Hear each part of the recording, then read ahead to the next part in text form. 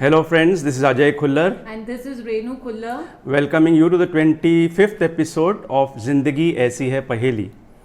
दोस्तों, आज ये हमारा 25th एपिसोड यानी कि हमारा सिल्वर जुबली एपिसोड है।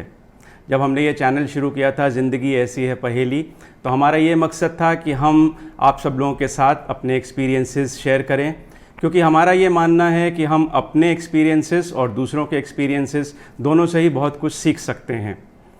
हमने आज तक डे टू डे लाइफ में पिछले 24 एपिसोड्स बनाए और आज का हम 25th episode husband wife relations को लेकर बना रहे हैं और आगे भी हम इस टॉपिक पर और वीडियोस बनाते रहेंगे। दोस्तों, कई बार हम जब मैरिड कपल से मिलते हैं तो हमें ये पता लगता है कि कपल्स की आपस में एक दूसरे से कंप्लेंट्स बहुत ज़्यादा हैं और इन कंप्लेंट्स की वजह से रिश्तों में तनाव आ जाता है और दोनों ही एक दूसरे को इसका जिम्मेदार मानते हैं। हम सब के पास एक्चुअली दिमाग में फाइल्स होती हैं कंप्लेंट्स की और डेली बेसिस में उसमें कुछ ना कुछ कंप्लेंट जो है अपने पार्टनर के बारे में जुड़ती जाती है। अगर हम इसे टाइम से सॉर्ट आउट ना करें तो क्यूमुलेटिव होकर ये कंप्लेंट्स काफ़ी सिचुएशन को एग्रेवेट कर देते हैं। तो आइए अब हम ये समझते हैं कि हम इस कंप्लेंट की फाइल को कैसे ख़त्म कर सकते हैं, कैसे ठीक कर सकते हैं।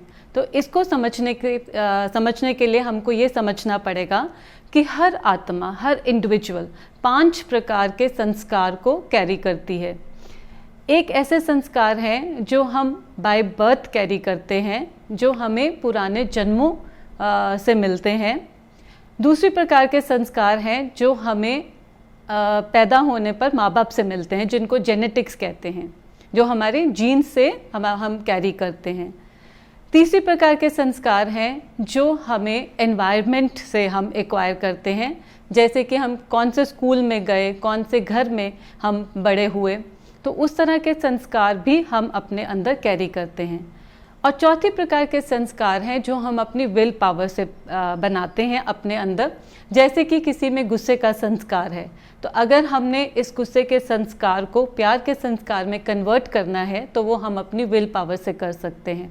और 5वीं तरह के संस्कार, जिनको हम ओरिजिनल संस्कार कहते हैं, जो हर आत्मा में सेम होते हैं, जैसे कि शांति का, प्रेम का, शक्ति का, पवित्रता का, सुख का। तो ये जो संस्कार होते हैं, जो पहले 4 तरह के संस्कार होते हैं, वो हर आत्मा में अलग अलग होते हैं।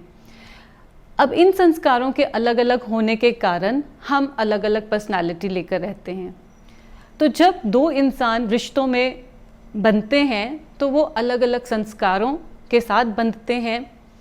तो हमें ये समझना होगा इन संस्कारों के कारण वे दोनों अलग अलग हैं।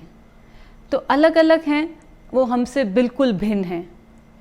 तो जब मैं इस बात को बहुत अच्छी तरह से समझ जाऊंगी, और इसके लिए हमने करना क्या है, हमें अपने साथ बैठना होगा और अपने मन को अच्छी तरह से ये बात समझानी होगी कि मेरा पार्टनर मुझसे बिल्कुल अलग है। और जब हमारे मन को ये बात समझ लग जाएगी तो हमारे अंदर एक एक्सेप्टेंस पावर आएगी, एक शक्ति का निर्माण होगा, और ये जो शक्ति है वो हमारी बहुत बड़ी शक्ति बन जाती है, बहुत बड़ी हमारे अंदर ऊर्जा को जनरेट करती है। दोस्तों, सबसे पहले हम लड़कों को ये बात समझनी चाहिए कि शादी के बाद लड़की अपना घर छोड़कर हमारे घर में आती है और हमारी एक्सपेक्टेशंस इतनी हाई होती हैं कि हम ये समझते हैं कि जैसे ही वो हमारे घर में आएँ तो हमारे पेरेंट्स को अपने पेरेंट्स की तरह ट्रीट करें और हमारे बाकी रिलेटिव्स के साथ भी उनका इसी तरह से बर्ताव हो। हमें ये समझना चाहिए कि हम सब ह्यूमन बीइंग्स हैं और हमारे इमोशंस इन्वॉल्व होते हैं। हमें एक एनवायरनमेंट से दूसरी एनवायरनमेंट में जाकर एडजस्टमेंट्स के लिए थोड़ा समय चाहिए। तो इसके लिए हम सबको यहाँ पर उनके साथ पूरा सहयोग देना चाहिए ताकि वो नए एनवायरनमेंट यानी कि हमारे घर में आके आराम से सेटल हो सकें। यहाँ पर दोस्तों, मैं आपको अपने पड़ोसी देश भूटान का एग्जांपल देना चाहता हूँ। भूटान में जब लड़कों की शादी होती है तो शादी के बाद वो लड़कियों के घर में जाते हैं। हमारे इंडिया में भी एक ऐसा स्टेट है जहाँ पर ये होता है। आप सबको ये बात सुनकर बड़ी अटपटी सी लग रही है ना? आप ये भी सोच रहे होंगे कि शुक्र है भगवान का हमारा जो जन्म है वो भूटान में नहीं हुआ। तो दोस्तों, आपको ये बात इसलिए उल्टी लग रही है क्योंकि आप ऐसे कल्चर में पैदा हुए हो जहाँ पर शादी के बाद लड़कियाँ लड़कों के घर में आती हैं, इसीलिए हमें वो उल्टा लगता है। और वहीं अगर हम जान वालों से पूछें तो उनको हमारी ये रिवाज बड़ा उल्टा लगेगा, क्योंकि बचपन से उन्होंने लड़कों को शादी के बाद लड़कियों के घर जाते हुए देखा है। हम सबको एम्पैथी की बहुत ज़्यादा ज़रूरत है। एम्पैथी का मतलब है अपने को दूसरे की परिस्थितियों में रख कर समझना कि उसे क्या मुश्किल हो रही है।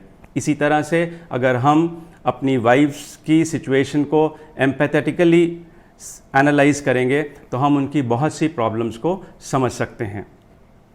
अब मैं आपके लिए एक गीत के कुछ लाइनें गाना चाहता हूँ।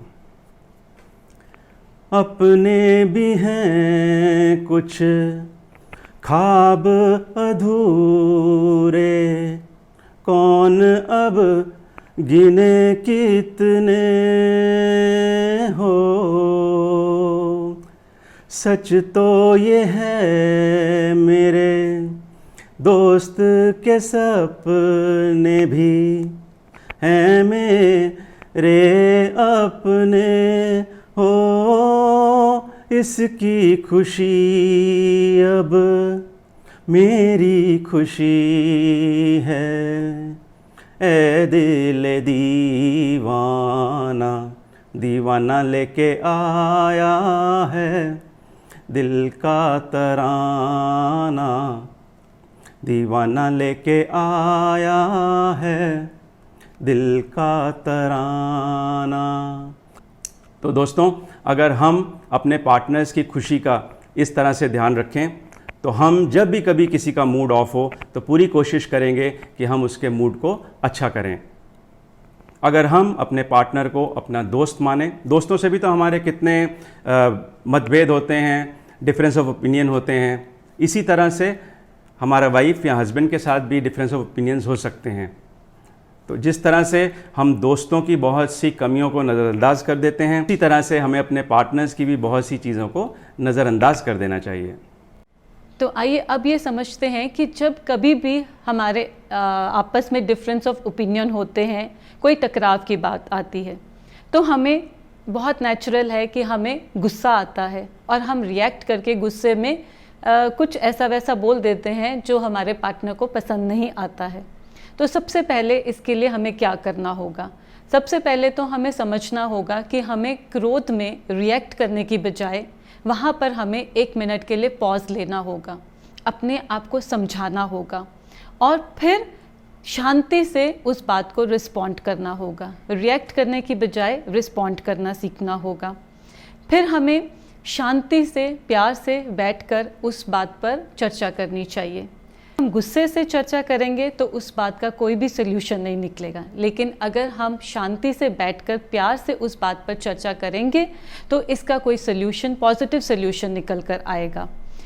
तो जब हम डिस्कशन करते भी हैं तो उस समय हमें इस बात का ध्यान रखना है और अपने आप को ये बात समझा कर रखनी है कि I am also right and my partner is also right. क्योंकि देखा भी जाए तो हर इंसान अपने पर्सपेक्टिव से सही होता है, वो उनके नज़रिए से ठीक हैं, आप अपने नज़रिए से ठीक हैं। तो हो सके तो मुझे लगता है कि कपल्स को अपने रूम में एक चार्ट लगाना चाहिए और जिसमें लिखना चाहिए कि she is also right and I am also right. और जब हम ये चार्ट देखते रहेंगे, समझते रहेंगे, तो हम दूसरे के ओपिनियन को समझने का पूरा प्रयत्न करेंगे। और दूसरा, जब हम डिस्कशन करते हैं तो हम बहुत ही पास्ट बातों को उसमें आ जाते हैं, हमारे ड्रैग कर लेते हैं और फिर हम उन्हीं के ऊपर चर्चा करना शुरू कर देते हैं और जो हम एक्चुअल बात होती है उस समय होती है, हम उससे ऊपर ध्यान ही नहीं दे पाते हैं। तो जब भी आप डिस्कशन करें तो पास्ट की बातों को बीच में मत लाएं और जो बात उस समय हुई है उसी बात पर अपना फोकस रखें और उसी बात को डिस्कस करें और एक दूसरे के नज़रिए को समझने की कोशिश करें। तो जब आप ऐसे समझेंगे, ठीक है, तो आपके अंदर बहुत ज़्यादा एक दूसरे के लिए रिस्पेक्ट होगी, एक दूसरे के लिए अंडरस्टैंडिंग आएगी। और मैं ये भी बात कहना चाहती हूँ कि जब भी ऐसी कोई डिफरेंस ऑफ ओपिनियन होता है और लड़ाई होती है तो आप में से आपको सॉरी कहने से भी झिझकना नहीं चाहिए, क्योंकि जो इंसान, आप ये सोचें कि जो पहले सॉरी करेगा उसका बड़ा दिल है और वो ज़्यादा समझदारी से काम कर रहा है, तो इसमें ईगोज़ को मत लाइए, ठीक है, क्योंकि हम अपने फ्रेंड्स के साथ अगर जितनी कम ईगोज़ रखेंगे उतना हमारा जीवन ज़्यादा सरल होता जाएगा। और एक बात मैं और कहना चाहूँगी कि एक दूसरे से एक्सपेक्टेशंस भी कम रखें, क्योंकि हम कई बार ऐसे करते हैं कि लेबल लगा के रखते हैं कि ये मेरे हस्बैंड है, ये मेरी वाइफ है, तो इनको ये तो करना ही चाहिए। तो ऐसे आप लेबल्स मत लगाइए और एक दूसरे को ब्लेम करने से बचिए। तो जब हम ये सब चीज़ों का ध्यान रखेंगे तो हम पाएंगे कि हमारे रिश्ते जो हैं उनमें मिठास बढ़ती जा रही है और वो ज़्यादा स्ट्रॉन्ग होते जा रहे हैं। तो दोस्तों, सबसे पहले मैं आपको फिर से रिमाइंड करना चाहता हूँ कि जब भी आप अपने पार्टनर के साथ कोई भी चीज़ के ऊपर डिस्कस कर रहे हों, पहले एक जना बोले और दूसरा सुने, और उसके बाद दूसरा जब बोल रहा हो तो पहला सुने। बीच में इंटरप्ट नहीं करना है, क्योंकि जब हम ध्यान से नहीं सुनेंगे तो हम दूसरे की प्रॉब्लम या एनालिसिस समझ नहीं पाएंगे। और दूसरी चीज़ जो आपको ध्यान रखनी है वो ये कि हम अक्सर पेरेंट्स से कंप्लेन करते हैं कि बच्चे जो है हमारी बात सुनते नहीं हैं, लेकिन पेरेंट्स को ये बात समझनी चाहिए कि बच्चे भले ही उनकी बात सुन नहीं रहे हों, लेकिन उन्हें 24 घंटे वॉच करते रहते हैं। उनके बिहेवियर को, वो किस तरह से फ्रेंड्स रिलेटिव्स के साथ डील करते हैं, किन शब्दों का प्रयोग करते हैं, वो सारा बच्चे ऑब्ज़र्व करते रहते हैं। तो हमें ये ध्यान रखना है कि बच्चों के सामने हमें एक दूसरे को अच्छी तरह से ट्रीट करना है ताकि उनके ऊपर इसका बुरा प्रभाव ना पड़े। तो आइए दोस्तों, आज हम अपने पार्टनर्स के साथ ये प्रॉमिस करें कि जब भी कभी डिफरेंस ऑफ ओपिनियन होगा तो हम अपने पार्टनर्स के साथ उसको बैठ के डिस्कस करेंगे और इस प्रॉब्लम को नेक्स्ट डे में कैरी फॉरवर्ड नहीं करेंगे। तो चलिए पहला कदम लेना शुरू करते हैं, और मुझे पूरी उम्मीद है कि हमारी ये प्रॉब्लम्स जो हैं वो सॉल्व हो जाएंगी। So wish you all a very happy time together. Thank you so much.